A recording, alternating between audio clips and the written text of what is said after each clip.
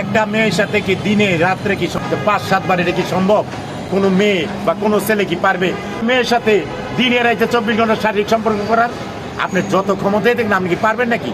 ঘন্টার পর ঘন্টা, 1 ঘন্টা এরকম 5টা 6টা বাজতো, 4টা বাজতো, আমার হেপর ঘুমাইতে দিত, তাও আমার শান্তি দিত না। 1.5 ঘন্টা কোনো ছেলে কি থাকতে পারে? এই পাবলিক জনগণ বলবে 1.5 ঘন্টা কি কেউ থাকতে পারে? রান্না করতাম, তারপর ছাড়তো না আমার। ওনার রাইতে দিনে 4-5 বার লাগবো। 1 ঘন্টা থাকতে পারে? থাকতে কেমনে পারে? আপনি পারবেন কিনা? আপনি যদি পারেন তাহলে কেমনে পারে এটা বলেন। আর সে আপনারা কি বিশ্বাস করতেছেন যে এখানকার যে জনগণ আছে তারা যে দেখতেছে, তারা কি যেটা বিশ্বাস করতেছে কিনা এইটা বলেন আমাকে। আমি নাকি কোনো কিছু খাইতাম না, যে আপনার কাছে করছে একরকম, ওনার কাছে বলছে সে ওষুধ খেতো না। হ্যাঁ, আমাকে আর কোনোদিন ওষুধ খেয়ে কি বলছেন এটা আপনার কাছে? আচ্ছা, তাহলে আপনার কাছে বলছে সে ওষুধ খেয়েতেও, তখন সে বলছে যে আমি ওষুধ খেয়েতে নাকি কোনোদিন দেখি নাই। তাহলে কিরকম হয়েছে? এখন অনেক মেয়ে আছে যারা নাকি এদের মতো, ওর মা ও তো আমি আপনাকে বললাম, সে জানে কোন হোটেলে মানে কিভাবে পরিচয় হয়েছে হোটেলে। এখন সে কথা বলার পরে আমি ওই হোটেলে গিয়ে তদন্ত করেছি, ভিডিও করেছি, কিছু কথা উঠে এসেছি, সেটি আমার মোবাইলে ধারণ করা আছে, সবকিছু আছে। সে যে হোটেলে আসতো, যে এত রাত্র ওইখানে কাটাইতো বা নাইট করে কাটাইতো, ওর মা যে যাইতো, হ্যাঁ, মা জি এবং তার আন্টি সবাই এই দেহ ব্যবসায় পরিচালিত, এবং ওরা একটা সিন্ডিকেট। এই সিন্ডিকেটটাই আমি চাচ্ছি যেন ভবিষ্যতে আর কারো এরকম সর্বনাশ করতে না পারে। আমি তো মনে করেন যে জেলখানা থেকে বাড়িয়েছি, আমার জেলের বয়স 44 বছর। আমি একটানা জেলে, আমি 22 বছর বয়সে জেলে গেছি। আমি বিয়ে শাদী করি নাই, জেলে গিয়েছি। তো 44 বছর পরে বাইরে হয়তো বাইরে কোনো কিছু আমি বুঝতে পারি নাই। আমি 2 মাসে বা 3 মাসে বা 4 মাসে কি বাইরের মানুষগুলি কি চিনা যাবে? আমি কি বাইরের মানুষগুলি চিনতে পারবো যে কে কিরকম না কিরকম? তো আমি এটা কিভাবে চিনবো? তো এদের সাথে পরিচয় ঠিক আমার ওইভাবে, এবং পরে জানতে পারছি যে তারা দেহ ব্যবসা করে, এবং দেহ ব্যবসা করে ওরা টাকা কামায়, আর দেহ ব্যবসা করে এবং যেটা সিন্ডিকেট থেকে টাকা পয়সা থাকে তাদেরকে ফাঁসায়া তারা টাকা পয়সা নিয়ে বিভিন্ন মামলা দিয়ে তাদেরকে।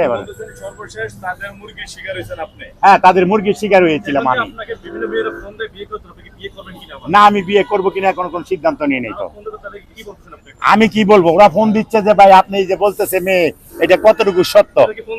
হ্যাঁ, মেয়েরা ফোন দেয় বিভিন্ন, অনেক মেয়ে কিরকম আমি তো জানি না, বিভিন্ন জায়গা থেকে ফোন। আপনি দেখেন, কল লিস্ট চেক করেন, অন্তত 1,000 থেকে 1,500 ফোন আসছে আমার এখানে। মেয়েরা জিজ্ঞেস করে, আমি কি দেখছি নাকি? বয়স না অল্প বয়স, আমি কন্ট্রোলে শুনতে পাচ্ছি।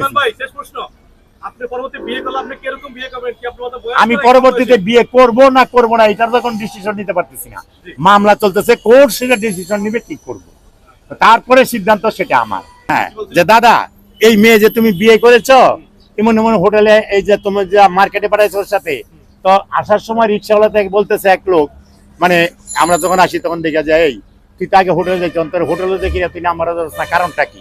হ্যাঁ, বুঝতেছি না। তো তখন সে কোনো কথা বলে নাই, সে চুপচাপ রিক্সা দিয়ে তাড়াতাড়ি চলে আসছে। তখন সে ওই দিনে এসে আমাকে বলে যে দাদা এরকম, আমি কোন জায়গায়? কয় বাবুবাজার। বাবুবাজার আমাকে বলছিল কথাটা। তখন আমি বলছি যে বাবুবাজার বলছে। তখন আমি বাবুবাজার গিয়ে দেখলাম যে হোটেল কোনটা এখানে আছে। তখন আমি দেখলাম যে হোটেল বিবাড়িয়া একটা হোটেল আছে, বাবুবাজারে বিবাড়িয়া একটা হোটেল আছে। ওই বিবাড়িয়া হোটেলের ম্যানেজার হলো রাজু।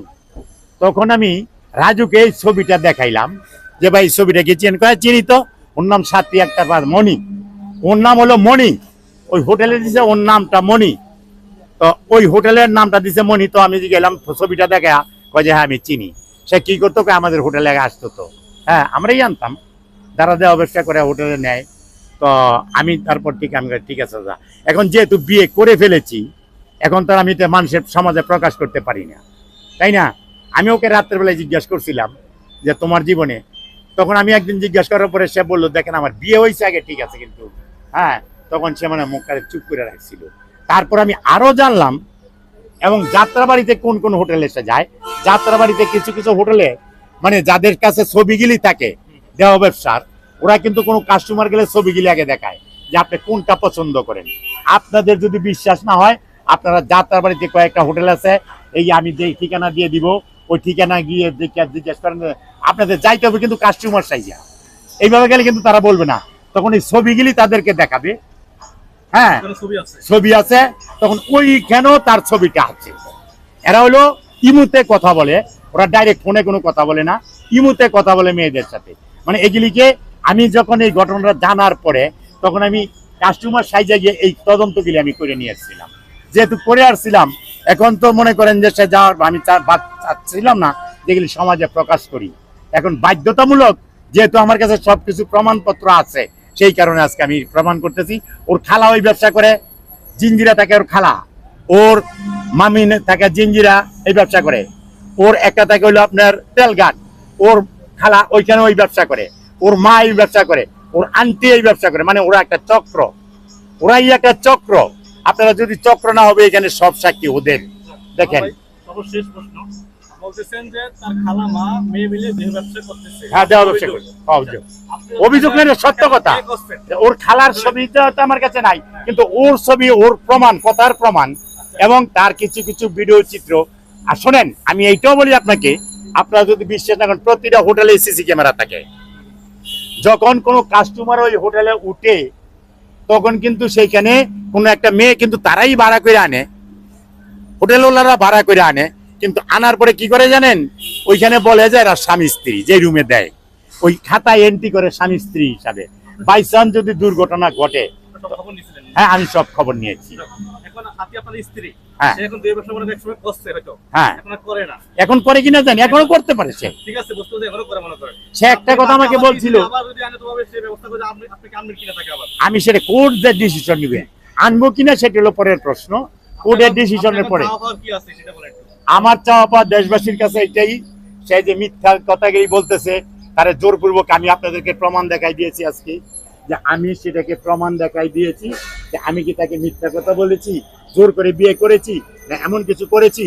সর্বশেষ, আপনার স্ত্রী যদি আপনার সাথে সংসার করতে চায়, হ্যাঁ। তাহলে আপনি কি তার সাথে সংসার করবেন কিনা? এটা আমি এখনো ডিসিশন নিতে পারিনি, এবং কোর্ট যে রায় দিবে সেই রায়টা আমাকে মেনে নিতে হবে, কোর্টের রায়।